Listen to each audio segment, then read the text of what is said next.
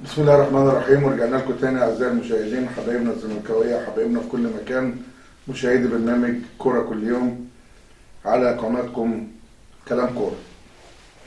بحضور الحديدي المشاغب المختلف في كل الاشياء، ولكنه يتفق على حب وعشق وكيان، ودائما الابداع محمد يحيى، والمصور الجميل سامي.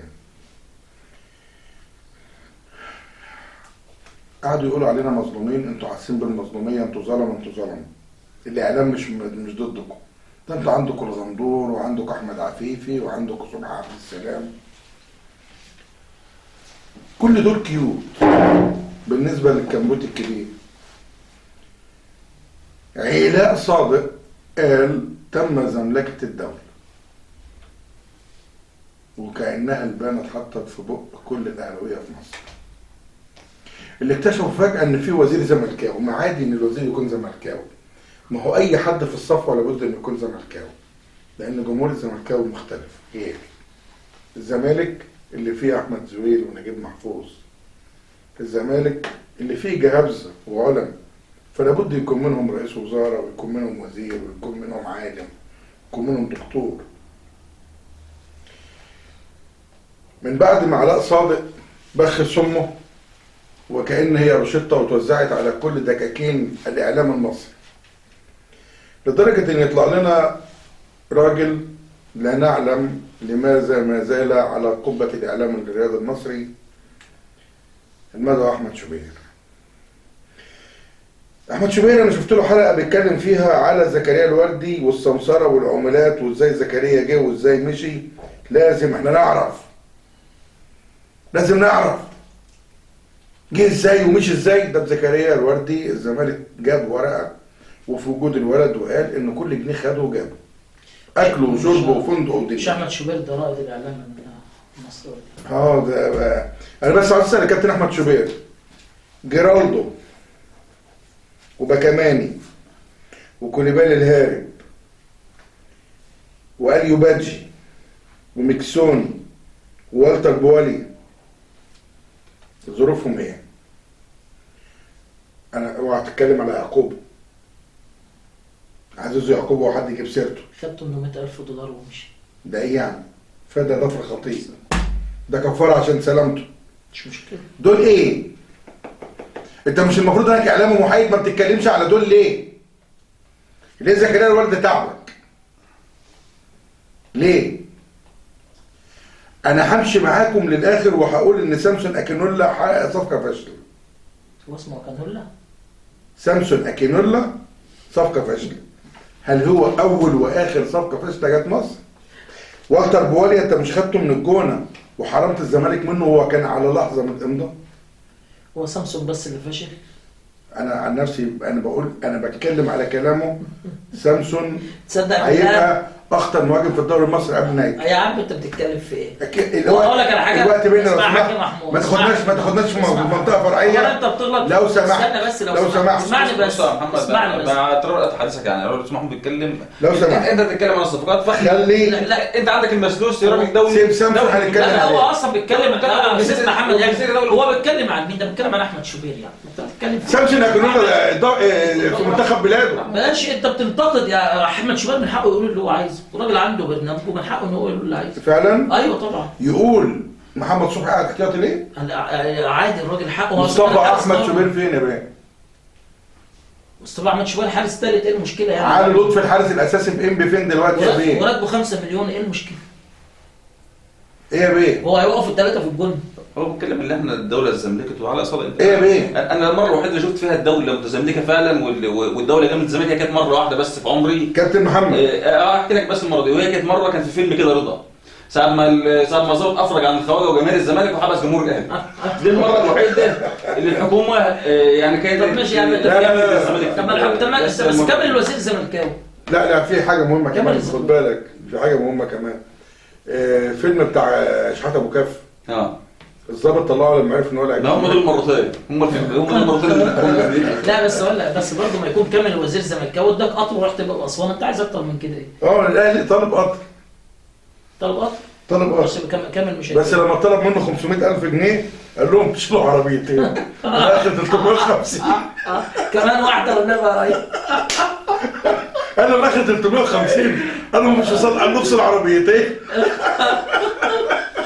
لا انت بتتكلم جد؟ بجد طب خلاص. بجد الوقت اللي راح يتفق على القطر قالوا له نص مليون جنيه ويجي كاش عشان خاطر الرحله بتاعتك. قال لهم عاوز العلم. قال لهم هاتوا علم وعلقوا انتوا حرين. قال له طيب نخفض المبلغ شويه عشان يعني احنا هنعمل لكم رواج بقى جمهور الاهلي وكده. قال له انا هدي لك القطر بكل درجاته 500,000. قال له طب خد 350. فاكر انت البخيل اللي قال له بكام خلع الدرس؟ قال له ب50. قال له خد 30 وخلخلوا لي. قال له افصل لي عربيتين. بس انا بيحضرني سؤال مهم قوي في النقطه دي. خلينا بس مع الحاج احمد شبير. سؤال بس لا سؤال على حته القطر ده. هو لما علاء صادق اللي دايما سيء معظم على الكاس قال لك ان الزملكاويه او الزمالك ملوش جمهور في اسوان، عشان كده جاب قطر ونقل جمهوره لاسوان. هو الاهلي برضه بين جمهوره الاسكندريه وبين جمهوره الاسوان ليه؟ عشان جمهوره في اسوان يعزمهم على الغدا. يا راجل يا راجل يا راجل، اعلامي محترم يتكلم ويقول ان شيكابالا راح بيتهم عشان ياكل فسيخ. انت مال امك؟ هو شيكابالا قال كده؟ انت مال امك؟ شيكابالا قال كده؟ ده الراجل طلع يدافع عن نفسه والله ما اكلت فسيخ.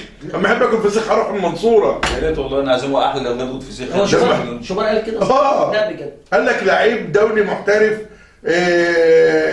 بياخد بملايين. ده بقول لك عزم اللعيبه يتخلف عن اللعيبه كده فعلا شويه. لا ده كده بيحط اسافيل بقى ويروح ياكل فسيخ.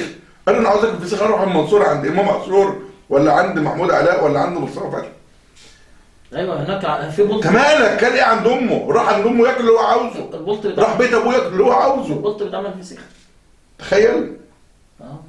عايز من كل شيء. عند احمد شبير وعلاء صادق. يا جماعه الخير يا زملكاويه، بالله عليكم ما تدلوش نسبه مشاهده.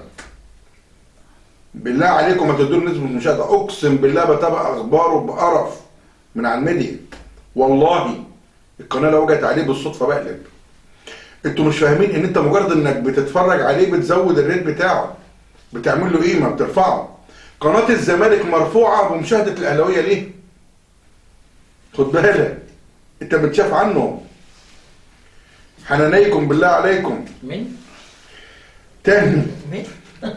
تاني يا شباب، الراجل المحترم اللي حاطط مناخيره في كل تفاصيل الزمالك، لماذا محمد صبحي اساسي فاركو ما بيلعبش في الزمالك؟ انت مال الست الولد؟ انت مال ماما؟ دي رؤية.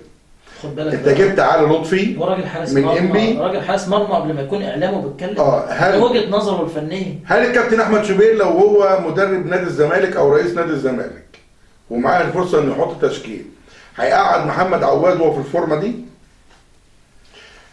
انت يا احمد يا شوبير ميلت للحضري يلعب مكانك؟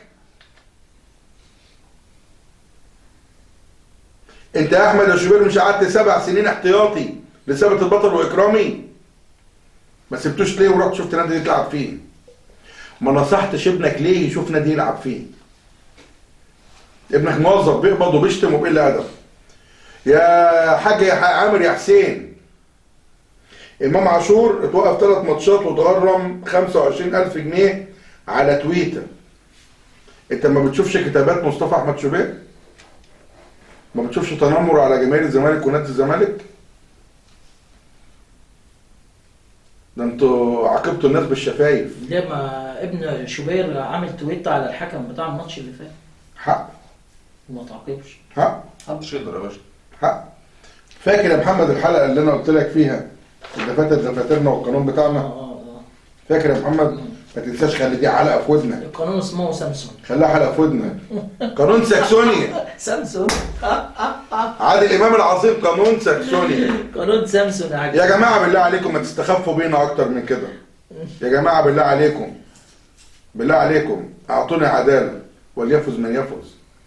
اقسم لكم بالله احنا قاعدين في الاوضه 4 زملكاويه، ولو جبناهم 4000 واتفرجنا على ماتش الزمالك لو جاب جول غير شرعي بيبقى في اجماع على الحاضرين ان ده هدف غير شرعي.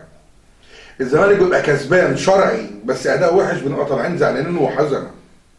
والدليل لما انت اتغلبت من اسوان وتعادلت مع الداخليه ما طلعتش طلعت بيانات مع ان انت انظلمت في 3 4 ضربات جزاء ما طلعتش اتكلمت. انت شايف علاء صادق في الماتش اللي فات بيقول لك الاهلي له 5 بلد 6 بلد.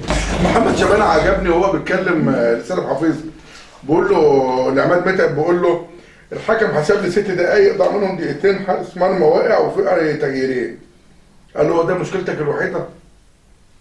مشكلتك الوحيده الدقيقتين اللي ضاعوا؟ هو حسب لك 6 بقوا 7 دقايق، يعني انت ليك عند الحكم دقيقه ونص. دي مشكلتك الوحيده اللي غطت على كل مشاكلك الفنيه. انت لو قعدت 6 ايام قدام المرمى مش هتجيب اجوان، انت ما عندكش مهاجمين. ده اللي بيقوله الزملكاويه لما احنا بنتعادل. بيقول ايه؟ يعني ما احنا تعادلنا مع الداخليه وصفر قبل نهايه الماتش زي ما الاستاذ محمد يحيى قال، يعني هو كان عدى 6 دقائق تقريبا، صفر في الدقيقه 6 الا ربع. انت عجبك؟ احنا نفسنا ردينا قلنا لو لعبنا اسبوع مش جايبين جول. طيب انت بتتكلم دلوقتي معلش مين حكم الماتش اللي فات؟ بتتكلم عن ماتش مثلا مع الداخليه او مع اسوان او احنا بنتكلم اصلا في نهايه القرن اللي هم فرحانين بيه. اكتر حاجه فرحانين بيها بعد جون قفشه ال5 دقائق اللي الشناوي ضيعهم. ده مش الشناوي بس، الشناوي ضيع. لا الحكم ثانيه واحده، الحكم المشهور عارف مين اللي ماسك الطايم وبيحسب بالدقيقه وقفنا كام ثانيه وقعد يجمعهم؟ الراجل اللي عدل قانون الكوره. انت عارف يا محمد ان في كاس العالم 90 القانون اتعدل بسبب احمد شوبير؟ ما كانش بيلعب بسبب احمد شوبير. الراجل المدرب ضياع الوقت بتاع ايرلندا ده، جاك شارلتون قال لو جه ماتش تاني قدام مصر اعتذر مش هلعب. قال كرهتوني في الكوره بسببك انت. جاي النهارده بتتكلم على اضاعه الوقت. انت اللي جاي تتكلم على اضاعه الوقت. اتامرون الناس بالبر وتنسون انفسكم. يا ظالم لك يوم، يا ظالم لك يوم ويمدنهم في طغيانهم يعمهون. كان مين اللي قالها يا محمد؟ معلش يا ظالم ليك يوم، فاكر مين اللي قالها؟ فاكر المناسبه ولا مش فاكر؟ لا اللي هو المعلق رؤوف الجزاء بتاع مهدي عباد. وفعلا ما شموش نفسهم بعد ما شموه علينا الكابتن عماد متعب.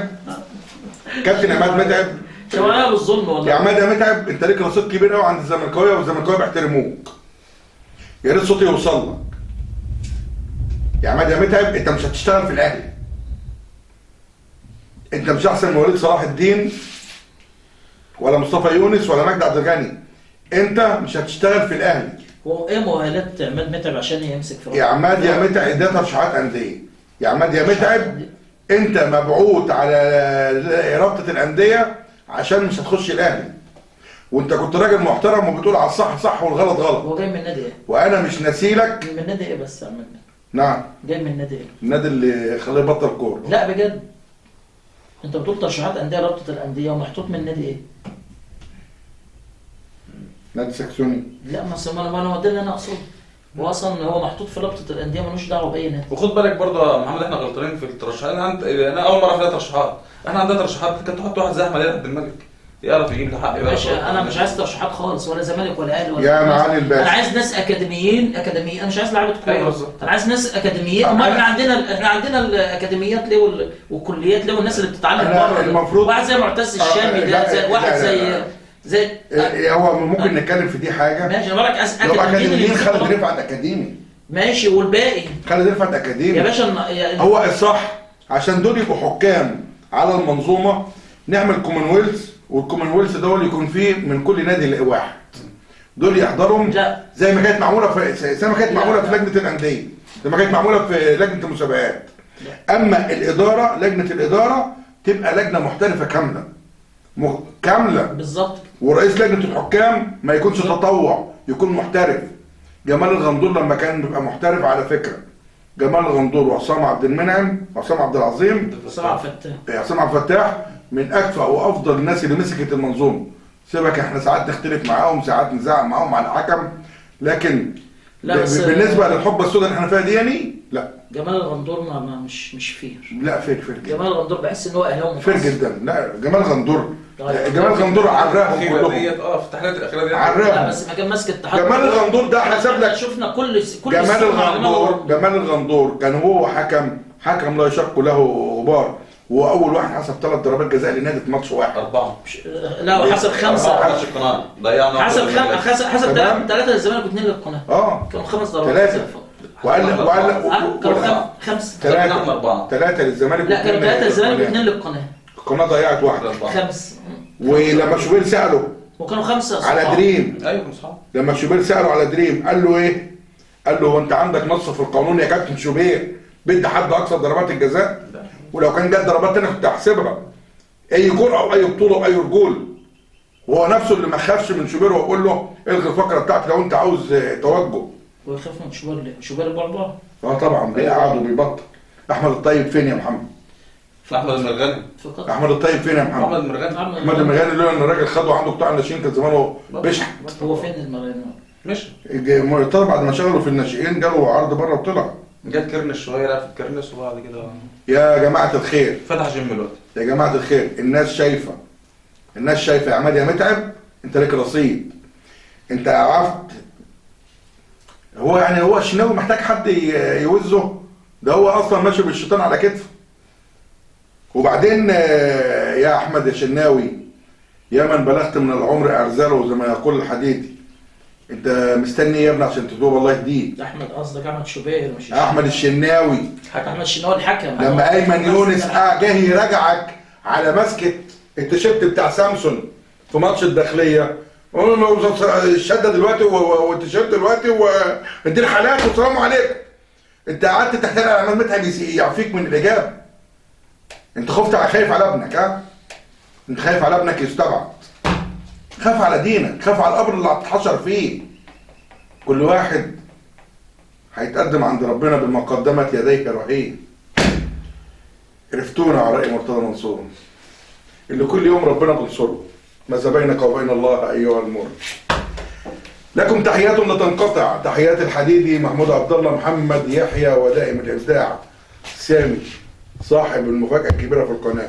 قبل ما امشي عاوز اقول لكم ما تنسوش تدعموا القناة، هنبعت لكم الرابط تاني. دي قناتكم، ده صوتكم على اليوتيوب، ده زي ما جروب الزمالكاويه مدينة النصر صوتكم على الفيسبوك. تحياتنا لكم لا تنقطع، بالحب التقينا بكم وبالحب ابدا لا يكون وداع.